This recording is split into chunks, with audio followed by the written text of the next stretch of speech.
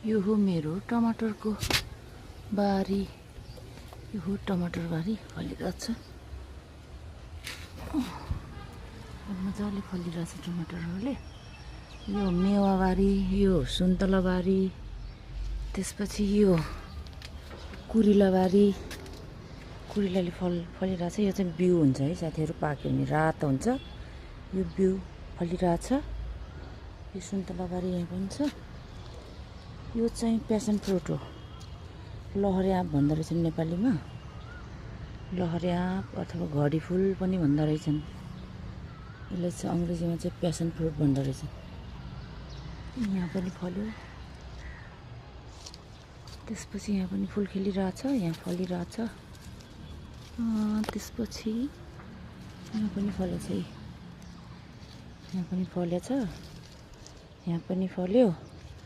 यो चाहिँ घडी फुल भन्ने गर्छन् नेपालीमा, किन भन्दा यो घडी जस्तै देख्दो रहेछ क्या, तीनवटा सुई ट्याक्क घडी जस्तै देख्दो रहेछ र नेपालीहरूले घडी फुल भन्छन्। अनि यहाँ पनि फुलिरहेछ। यो प्यासन फ्रुट, अङ्ग्रेजीमा चाहिँ प्यासन फ्रुट, नेपालीमा चाहिँ घडी फुल। यहाँ पनि फुलिरहेछ।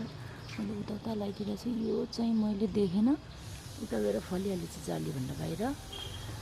यसलाई टिप्दाखेरि जालीभित्रबाट टिप्नुपर्छ। है त साथीहरू, यो प्यासन फ्रुटको टेस्ट अब गर्नै बाँकी छ। मलाई धेरै वर्षदेखि यसको रहर थियो।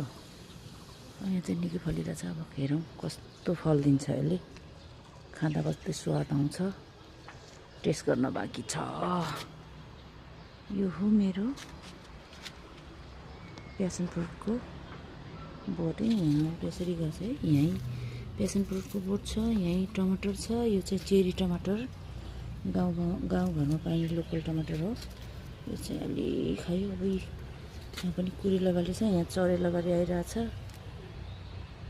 उता फेरि उखुबारी छ, यहाँनिर उखुबारी छ।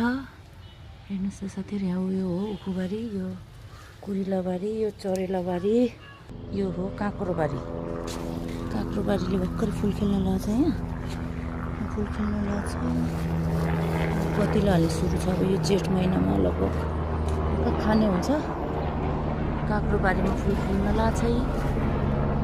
फुलिरहेछ। यही हो मेरो गतिविधि। यो उखुबारी, यो फेरि तिते करेलाबारी। यस्तो बारी त खतरा छ अरे। तरुल पनि कत्रो मुना छ। आगोमा चाहिँ खन्नुपर्छ। यसलाई फेरि यता म लगाइदिएछु, कता कता लगाइदिने। यही हो मेरो बारीहरू।